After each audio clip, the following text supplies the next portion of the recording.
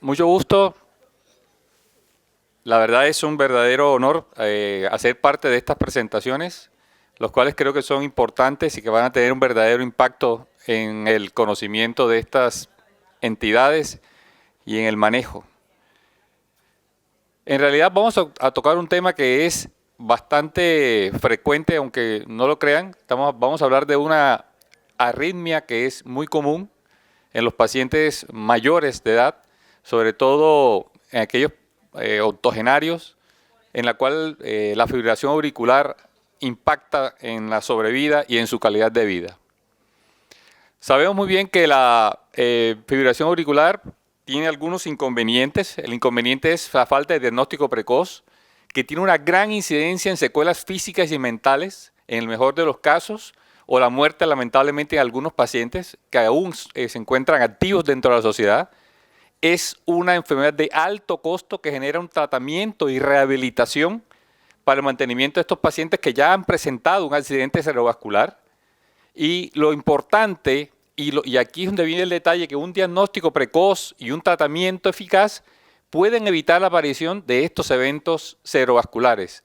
Pero este tratamiento adecuado y eficaz va a ir de la mano con la adherencia, porque es clave en el éxito de la prevención de dichos eventos, porque no hay entidad en la cual tenga tanto impacto la adherencia como el manejo del paciente que tiene fibrilación auricular y que necesita tener anticoagulación.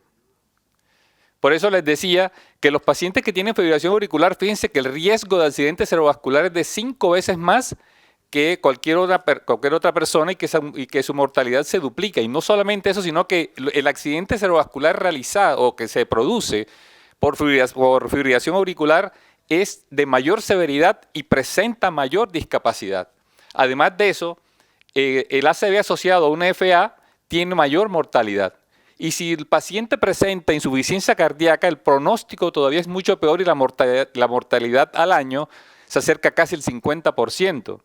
Y duplica y triplica las hospitalizaciones precisamente por presencia de esta enfermedad. Y para poder hablar y establecer si un paciente necesita estar o no anticoagulado, hay dos cosas que son fundamentales. Primero, establecer el riesgo que tiene un paciente para tener un accidente cerebrovascular, y esto lo hacemos con la clasificación de Chasbach Score. Es una clasificación que es útil, rápida, no es tan difícil de hacer y que podría estar adaptada a cualquiera de las historias clínicas que tenemos nosotros en forma digital, con una pestaña adicional para poder establecer si un paciente tiene un riesgo de tener accidente cerebrovascular. Fíjese el impacto que tienen los pacientes mayores de 75 años y en todos aquellos pacientes que han tenido un accidente isquémico transitorio previo o el paciente que ha tenido un ACV. La mayoría de las veces nosotros vemos en urgencia que muchos pacientes ingresan por un accidente isquémico transitorio y todo el mundo le da de alta, como tuvo un evento de menos de 24 o 12 horas, el paciente se da de alta y automáticamente nos olvidamos de él sin tratar de averiguar por qué se presentó este accidente isquémico. Y fíjense que nosotros consideramos que aquel paciente que ya tiene más de 2 puntos ya se considera de moderado a alto riesgo de tener enfermedad a que haga un evento cardiovascular isquémico. Entonces, fíjense que con solamente tener más de 75 años o que haya tenido un accidente isquémico transitorio previo, fíjense que automáticamente consideramos al paciente que se encuentra dentro de la línea de moderado a alto riesgo.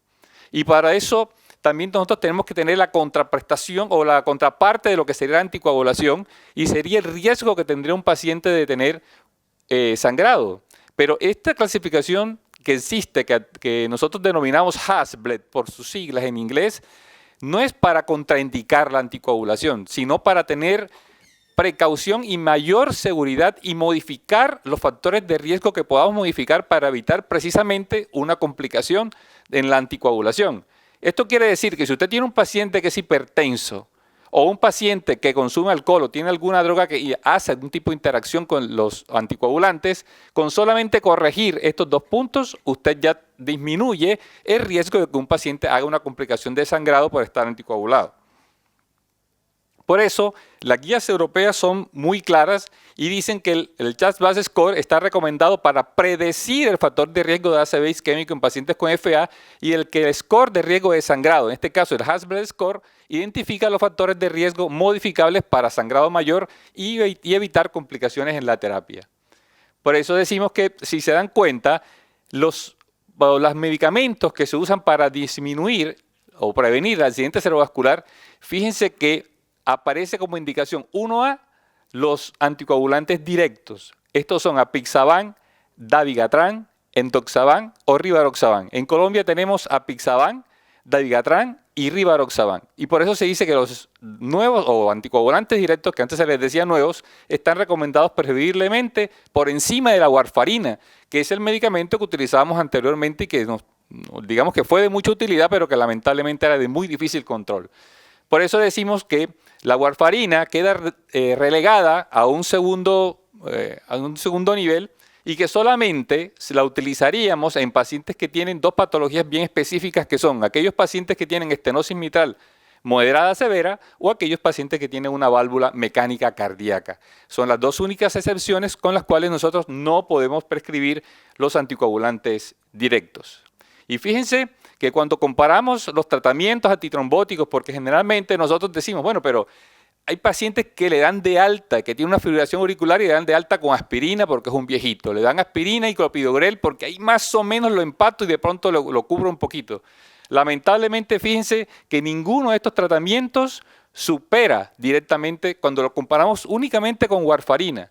Fíjense que cuando comparamos warfarina versus placebo o aspirina versus placebo o warfarina versus aspirina, obtenemos que la warfarina es mejor que el placebo. La aspirina es igual que darle nada, o sea que si usted le da a un paciente que tiene una FA aspirineta porque piensa que en algo lo va a proteger, no va a proteger en nada, es igual que el placebo. Lo mismo que cuando usted compara warfarina versus aspirineta, la warfarina es mejor que la aspirina. Pero el dato que cambia la historia del manejo de estos pacientes es cuando aparecen los nuevos anticoagulantes o anticoagulantes directos, con estos estudios que son los que soportan la evidencia de la utilización de estos nuevos medicamentos. El dabigatran, el apixaban y rivaroxaban, cada uno con su respectivo estudio. El entoxaban no está aprobado en Colombia aún todavía. El RELAI para dabigatran, Aristóteles para apixaban y el Rocket para rivaroxaban. Y estos los traigo nada más para que los vean, se diferencian un poco en el blanco farmacológico. El dabigatran va a la trombina, el rivaroxaban y el apixaban al factor 10A. Estos medicamentos son los que actualmente se encuentran dentro de nuestros medicamentos que tenemos para prevenirlos. ¿Y por qué son importantes? Porque yo les mostré la diapositiva anterior y demuestran que la warfarina versus placebo, la warfarina era mejor, que la warfarina versus warfarina baja dosis era mejor, que warfarina versus ASA era mejor la warfarina, y cuando comparamos warfarina versus azaclopidogrel, que es una mezcla que utilizan muchísimo para supuestamente dar de alta a los pacientes, es mucho mejor la warfarina. Por primera vez encontramos medicamentos que son por lo menos similares a la warfarina o inclusive superiores a la warfarina. En este caso, el dabigatran de 110 y rivaroxaban no tiene ninguna diferencia significativa versus warfarina, y cuando utilizamos dabigatran de 150 y apixaban se considera que es superior. Y fíjense que la reducción es significativa cuando hablamos de todas las moléculas, la reducción es significativa en disminuir versus warfarina, la disminución de, obviamente, los accidentes cerebrovasculares. Y lo que es mejor, hay una reducción significativa del ACV hemorrágico, que quizás es el mayor temor que tienen los médicos a la hora de anticoagular, el temor a una complicación. Uno debe pensar en que uno debe cuidar el cerebro del paciente, o sea, es más el beneficio que yo debo pensar en dar al paciente que pensar en el daño que yo le voy a hacer al paciente. Y fíjense que estos nuevos medicamentos tienen una reducción significativamente menor del ACV hemorrágico y todo a causa de mortalidad versus la warfarina. O sea que estamos ante moléculas que son bastante seguras y mucho más eficaces. Y ni hablar cuando un paciente tiene fibrilación auricular y tiene enfermedad coronaria. Ese sí es un verdadero problema, porque son pacientes, obviamente, que si se dan cuenta, del 20 a 30% de los pacientes con FA tienen enfermedad coronaria y del 6 al 9% de los pacientes que sufren un síndrome coronario agudo tienen FA.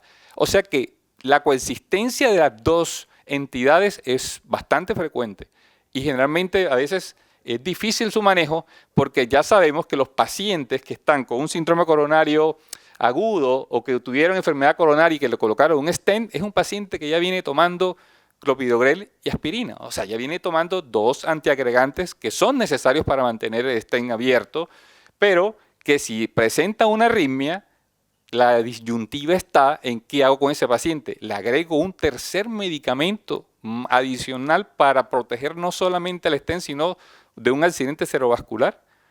Entonces, si se fijan, por eso las preguntas, la problemática, ¿cuándo iniciar una triple terapia? ¿Qué hacer con el paciente anticoagulado con una FA no valvular y que sufre un síndrome coronario agudo? ¿Qué conducta tomar en un paciente que previamente tiene colocado un stent coronario y posteriormente desarrolla una fibrilación auricular no valvular? ¿Son todos los tratamientos iguales y válidos para el manejo de esta eventualidad? Y vamos a darle una respuesta rápida a esto. Fíjense que antes que aparecieran los anticoagulantes directos, nosotros, ¿qué utilizamos? Warfarina, que era lo que estaba obviamente aceptado. Lamentablemente con los pacientes con warfarinas sangraban muchísimo.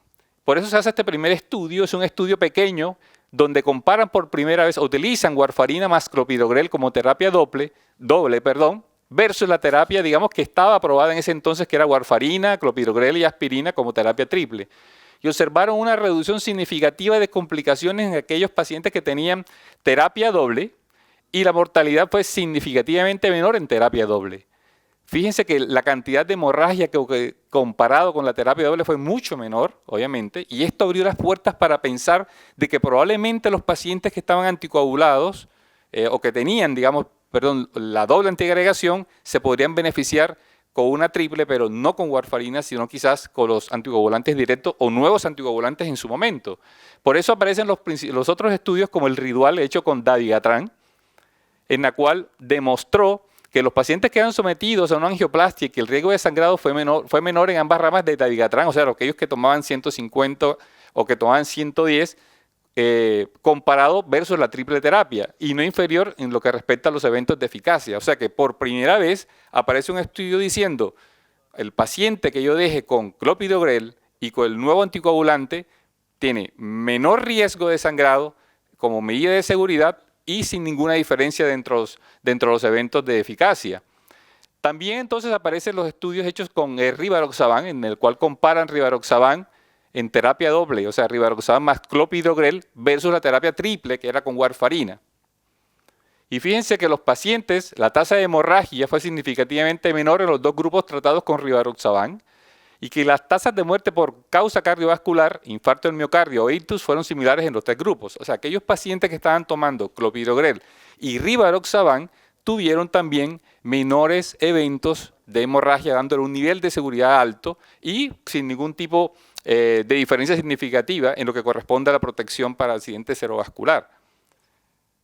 El otro medicamento que tuvo, digamos, una demostración fue la Apixaban, en la cual se comparó Apixaban versus aspirina y placebo. Ya estos pacientes venían tomando clopidogrel versus warfarina, ya sea en doble o triple terapia, y lo que demostró que estos pacientes que estaban tratados con clopidogrel, el régimen con Apixaban y clopidogrel sin aspirina, reduce el sangrado y las hospitalizaciones sin diferencias significativas con los pacientes que estaban tomando una triple terapia. Tenemos entonces la demostración de que utilizando clopidogrel más un anticoagulante directo da la misma protección que aquellos pacientes que tomaban la triple terapia, pero con la ventaja de que la hemorragia fue muchísimo menor en con este tipo de moléculas. Por eso las guías europeas, que probablemente sean modificadas, nos dicen que durante el primer mes de un paciente que se le coloca angioplastia y que tiene una FA, utilizar la triple terapia durante un mes y dependiendo si el riesgo de sangrado es alto o bajo, podemos utilizar la doble terapia, ya sea por 6 meses o durante un año. Algunas personas ya comienzan a utilizar la triple terapia solamente una semana y de acuerdo a la evidencia que yo les mostré anteriormente, comienzan con doble terapia únicamente después de esa primera semana. sin necesidad de utilizarlo durante un mes, porque la triple terapia sí se ha asociado obviamente con mayores tasas de complicaciones de sangrado.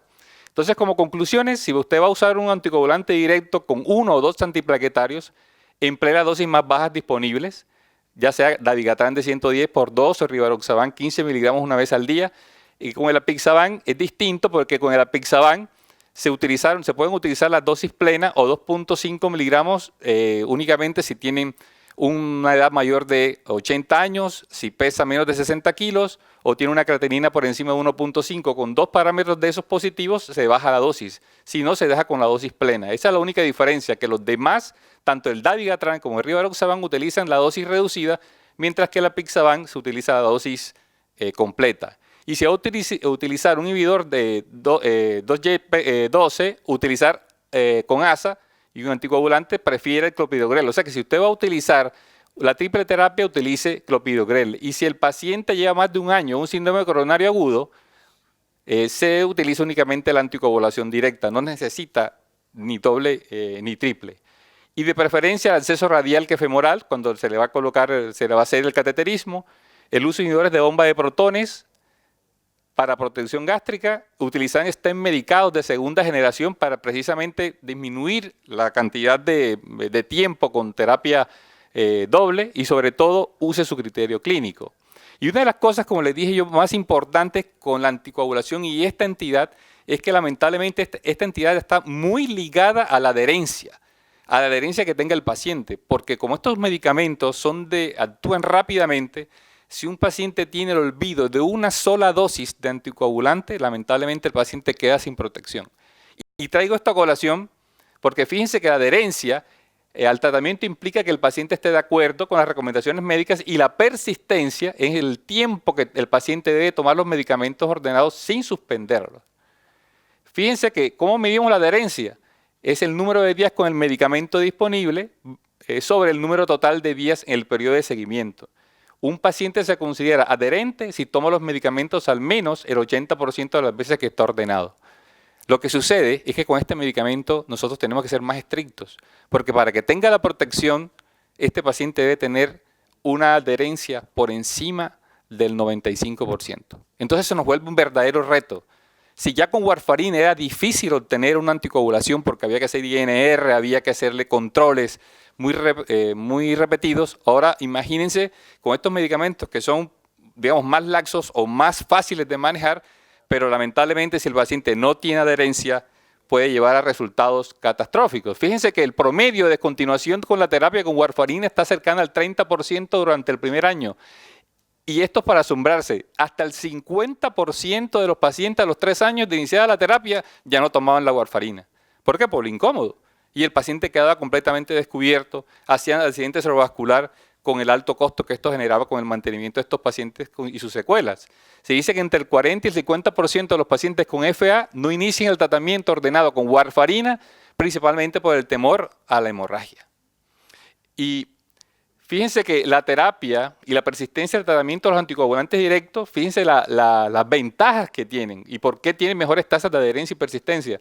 No requieren monitoreo, no requieren monitorización de dosis frecuentes, tienen pocas interacciones con otros medicamentos. En los registros de vida real en los pacientes con FA no valvular se ha encontrado una tasa de persistencia entre el 50 y el 80% durante el primer año. Y el control clínico del paciente puede mejorar la adherencia y persistencia, por lo que es importante el seguimiento en la evolución del paciente. Y esto yo les voy a traer 2 casos de familiares de colegas, cardiólogos.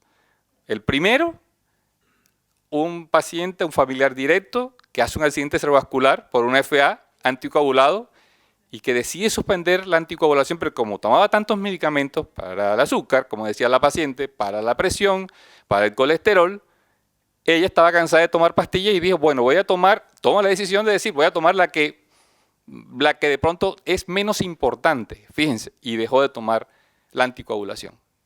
Y lamentablemente, familiar presenta un accidente cerebrovascular. El otro es un caso de también familiar de un colega cardiólogo, en la cual su madre decide suspender la anticoagulación de manera intermitente. O sea, como también estaba cansada de tomar pastillas, decide tomarla un día sí y un día no. durante 2 meses.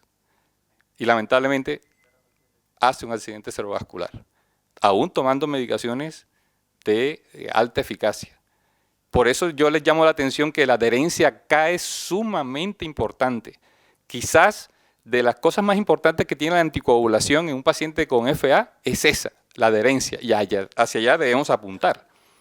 Fíjense, por eso dicen que sirven las clínicas de anticoagulación para mejorar la adherencia. Clínicas de anticoagulación no es una entidad como tal, no es un edificio, es un programa. Más bien, lo que pasa es que le decimos clínica de anticoagulación.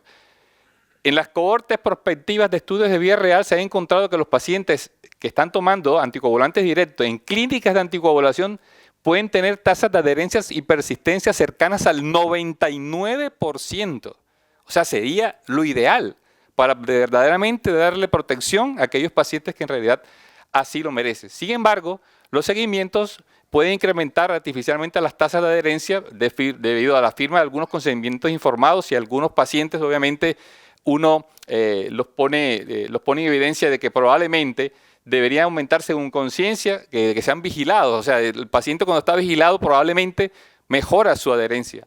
Pero yo prefiero tener un paciente vigilado, pero no sin un accidente cerebrovascular. Entonces, como recomendación y conclusiones finales, para una detección oportuna de FA se recomienda tomar el pulso y evaluar el ritmo con electrocardiograma en pacientes mayores de 65 años. Los pacientes que ya tuvieron un accidente isquémico transitorio o que tuvieron un accidente isquémico, la detección de FA, y por eso lo resalto, es recomendable rápidamente con un electrocardiograma o por lo menos monitorizarlo de forma continua electrocardiográficamente por al menos 72 horas para tratar de encontrar la presencia de esta arritmia. El CHA2DS score está recomendado para predecir el factor de riesgo de ACV isquémico en pacientes con FA, y el score de riesgo de sangrado, el Hasbulla score, debería estar considerado en pacientes que obviamente que están anticoagulados para identificar cuáles factores de riesgo tienen modificables para sangrado mayor y evitarlo. La función renal es clave para poder detectar la enfermedad renal crónica y poder administrar la dosis adecuada. Estos medicamentos, si se dan cuenta que yo decía hay dosis plena y dosis reducida, se da únicamente si la enfermedad renal crónica está presente. Cuando está presente generalmente reducimos la dosis, o por lo menos los miligramos de dosis, y cuando la indicación de la anticoagulación está indicada, se recomienda el uso de los anticoagulantes directos, dabigatran, rivaroxaban, apixaban, por encima de la warfarina. Es una indicación 1A. Y las estrategias, obviamente, para mejorar la adherencia son esenciales para el éxito del manejo anticoagulante con menores tasas de eventos cardiovasculares y hemorragias. Por eso tenemos las aplicaciones. Ya hemos hablado obviamente de la aplicación obviamente para disminuir el riesgo cardiovascular, evaluar el riesgo cardiovascular. Vimos la de la vía clínica para inhibidores de PCSK9, y esta es la apps, que es completamente gratuita, la podemos tener todos en el celular. O sea, si no existe en la historia clínica, usted lleva historia clínica de papel, es fácil tenerla en el celular, muy sencilla. Aquí usted hay un algoritmo, muy fácil de llevar. Uno puede hacer clic en fibrilación auricular si es no valvular o si es valvular. Enseguida le da la evaluación de CHA2DS, le da el riesgo de sangrado, la depuración de creatinina y dice qué dosis debe tomar de apixaban, de dabigatran o rivaroxaban de acuerdo a los puntajes que usted obtuvo. O sea, es muy, muy amigable, muy sencilla, no tiene mayores dificultades en poderlo realizar, sobre todo para que este tipo de medicación ya pase del nivel de cardiólogo o médico internista a utilizar por médico de familia cuando sea necesario. Fíjense, ya viene con la clasificación de CHA2DS, usted decide si tiene falla cardíaca, hipertensión o si es mayor de edad. Digamos, le da las posibilidades y le arroja el puntaje final, lo mismo que en el Hasbulla, para poder establecer la seguridad de anticoagular a estos pacientes. Las estrategias para mejorar la adherencia. Consideramos que la creación de clínicas de anticoagulación lideradas por un personal especializado, entrenado, puede ser por un médico internista o cardiólogo, acompañado por médico general, una enfermera jefe y auxiliar de enfermería, harían la planificación de estrategias y organización de los pacientes del programa. También pensamos que estas clínicas de anticoagulación deben tener un call center con comunicación directa para la inmediata orientación del paciente, evitando fallas de adherencia o prevenir complicaciones asociadas a la terapia anticoagulante. Lo que le comenté con los dos familiares de los médicos. Si existiese una clínica de anticoagulación, si existiese la posibilidad de levantar un teléfono y preguntar, nosotros podríamos evitar precisamente este tipo de complicaciones, porque los pacientes no era que les hacía falta el medicamento, lo tenían a su disposición, pero lamentablemente estaba mal utilizado porque estaban de pronto mal guiados. Por eso decimos que proponemos la utilización obviamente de un personal con un tratamiento básico para llevar la medicación anticoagulante a domicilio, por ejemplo, cada 15 días, evitando el traslado del paciente al dispensario o la consulta del médico tratante. O sea, en vez de que el paciente vaya hacia el médico o ir y pasar todo el día esperando que le den el medicamento, yo creo que un personal con entrenamiento básico le puede llevar el medicamento anticoagulante ante domicilio. Y fíjense que ese personal puede hacer una encuesta corta y sencilla para evaluar la estrategia de adherencia, la presencia de eventos adversos o complicaciones que ameriten una consulta prioritaria de la clínica de anticoagulación. Por ejemplo, si tiene signos o síntomas, y sobre todo esto muy importante, conteo de pastillas. Si usted le da una cantidad a un paciente que debe tener una adherencia cercana al 99%, y si esa persona va cada 15 días y le dice, muéstrame las pastillas que usted se tomó, y le sobran pastillas, sabemos que hay un problema de adherencia, y ese paciente tiene que ser llevado nuevamente a la clínica de anticoagulación para reforzar el concepto de que por qué no lo puede suspender y evitar que a los 2 o 3 meses se nos presente un paciente obviamente con un accidente cerebrovascular.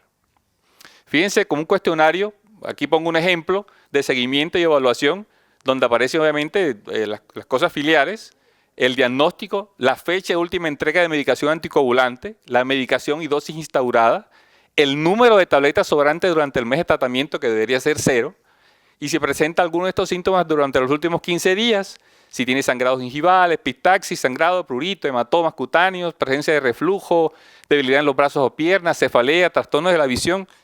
¿Todo esto para qué? Para que si la respuesta a alguna de estas preguntas es positiva o si hay medicación sobrante, se debe poner en contacto de manera prioritaria con los médicos tratantes o la enfermera jefe que está a cargo de la clínica de anticoagulación y evitar precisamente complicaciones en este manejo de pacientes que ameritan o que son de importancia relevante.